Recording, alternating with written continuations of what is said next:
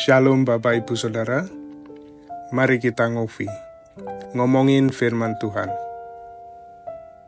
Sebelumnya mari kita berdoa. Tuhan, kami akan ngobrol tentang firman-Mu.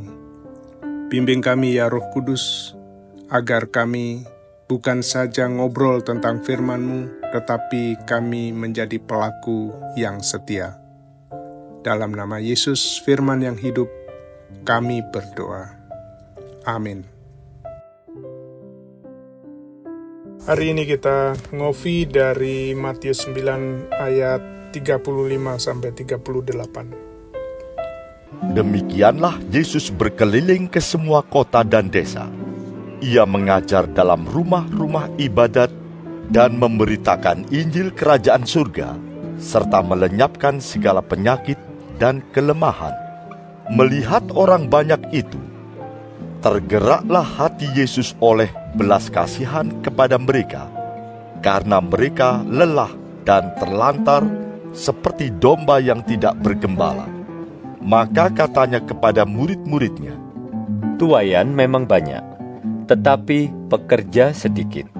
Karena itu, mintalah kepada Tuan yang empunya tuaian, supaya ia mengirimkan pekerja-pekerja untuk tuaian itu."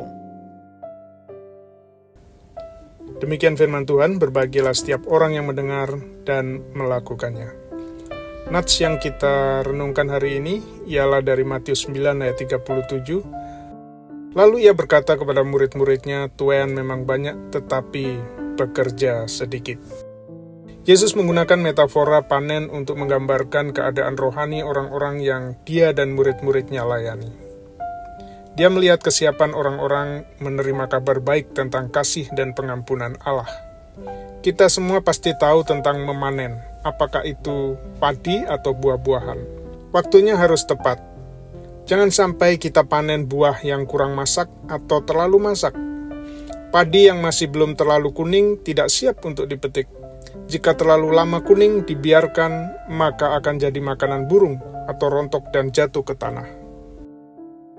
Perumpamaan tentang panen juga menunjukkan urgensi untuk menjangkau orang-orang dengan kabar baik. Banyak kesempatan untuk membawa orang-orang kepada Kristus agar mereka memiliki hubungan dengan Allah, karena banyak orang yang lapar secara rohani dan mencari kebenaran. Pada zaman Tuhan Yesus, demikian juga pada saat ini. Tetapi selanjutnya Tuhan mengatakan sayang pekerja hanya sedikit. Kurang sekali orang yang berkomitmen dan bersedia terlibat dalam pekerjaan misi.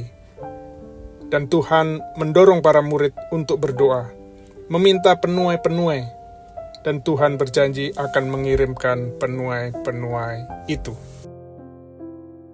Saudaraku, tak mungkin kita berdoa untuk sesuatu yang menurut kita tidak urgent. Apakah saudara melihat urgensi dari berdoa agar banyak orang mengambil bagian di dalam pekerjaan misi? Jika saudara belum melihat urgensinya, coba saja melihat sekeliling saudara. Makin banyak orang menjadi fanatik untuk hal-hal yang salah, atau kecewa dan masa bodoh terhadap hal-hal rohani. Ketika saudara melihat urgensi pekabaran Injil, kabar baik itu, maka saudara akan berdoa. Nah, disinilah Tuhan mau agar kita yang berdoa juga menjadi bagian dari jawaban doa itu, yaitu menjadi penuai, terlibat di dalam pekerjaan misi. Apakah ambil bagian dalam pekerjaan misi harus menjadi pekerja sepenuh waktu? Syukur kalau banyak anak-anak muda yang sedia dipakai Tuhan menjadi pekerja sepenuh waktu. Tetapi yang Tuhan ingin adalah orang-orang yang mengerjakan dengan sepenuh hati. Apapun pekerjaan saudara, saudara dapat dipakai Tuhan untuk melayani orang lain. Pertama, saudara harus menyediakan waktu untuk berdoa bagi pemberitaan Injil oleh gereja-gereja dan organisasi-organisasi misi. Sediakan waktu juga untuk terlibat langsung. Gunakan sebagian waktu dan sumber daya saudara untuk pelayanan. Saya melibatkan banyak orang untuk menggunakan hidup mereka, atau dalam bahasa Inggris, LIFE, yang kami pakai sebagai akronim dari Leadership, Influence, Finances, and Expertise. Kepemimpinan, pengaruh, keuangan, dan keterampilan mereka untuk dipersembahkan kepada Tuhan bagi penuaian. Beberapa bulan lalu saya bersama beberapa pengusaha melakukan perjalanan ke Papua Barat karena mereka mendukung pengadaan Alkitab suara dalam bahasa beberapa suku di Papua. Alkitab audio ini sangat penting sebab banyak orang tidak bisa membaca atau memiliki keterbatasan dalam membaca Alkitab cetak. Dengan suara dan dalam bahasa ibu mereka, Alkitab mudah diakses kapanpun, dimanapun, dan oleh siapapun. Apalagi alat pemutar Alkitab suara juga dilengkapi dengan pengisi baterai menggunakan sinar matahari. Mereka tidak lagi bergantung kepada listrik ataupun internet, sebab di pedesaan hal itu tidak memungkinkan. Nah, para pengusaha itu menyediakan waktu dan dana untuk menjadi berkat bagi orang lain.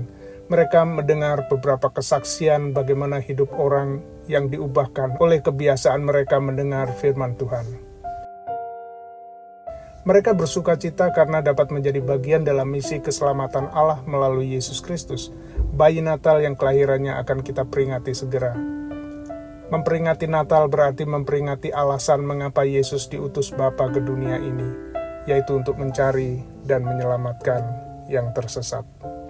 Saudara, sudahkah saudara melihat urgensi kebutuhan akan penuai-penuai dan berdoa untuk itu?